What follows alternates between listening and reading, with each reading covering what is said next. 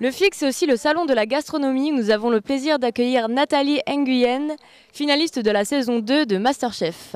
Donc c'est parti pour une démonstration culinaire. Des audaciennes et des audaciens. Je vous propose aujourd'hui une recette. Donc c'est un bouillon de carottes et de citronnelle avec des langoustines. Pourquoi est-ce que vous avez choisi cette recette aujourd'hui ? Ah ah, bonne question. En fait, je voulais une recette super goûteuse et qui soit facile à reproduire chez soi. C'est une recette que je fais pas mal pour mes prestations. C'est sympa, c'est goûteux, c'est super coloré. Ça se fait en à peine 5 faits et gestes. Donc voilà, c'est pour ça que je l'ai choisi. Et ça représente quoi pour vous d'être au FIG ? Je suis super flattée d'être invitée. On m'en avait déjà parlé de ce festival. Et bon voilà, c'est ma grande première. En plus, là, voilà, la Chine est invitée. Donc je vais essayer de ressortir un petit peu mes origines asiatiques pendant ma prestation. La cuisine asiatique, c'est vraiment la base de ma culture culinaire. J'ai toujours aidé ma maman en cuisine. J'ai toujours été sa petite main. Elle m'a vraiment appris toutes les bases de la cuisine asiatique.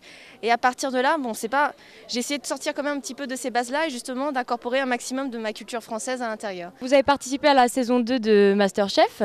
Qu'est-ce que ça a changé dans votre vie professionnelle ?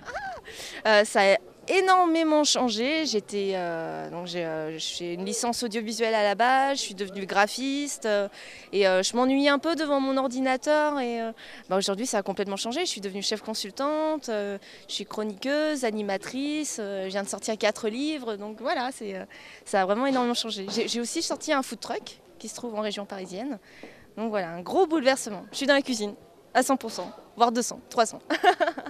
Un petit conseil pour les gens qui ne savent pas cuisiner comme moi.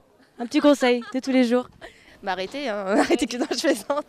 La cuisine, c'est un peu un petit travail de tous les jours, il faut le prendre comme un jeu.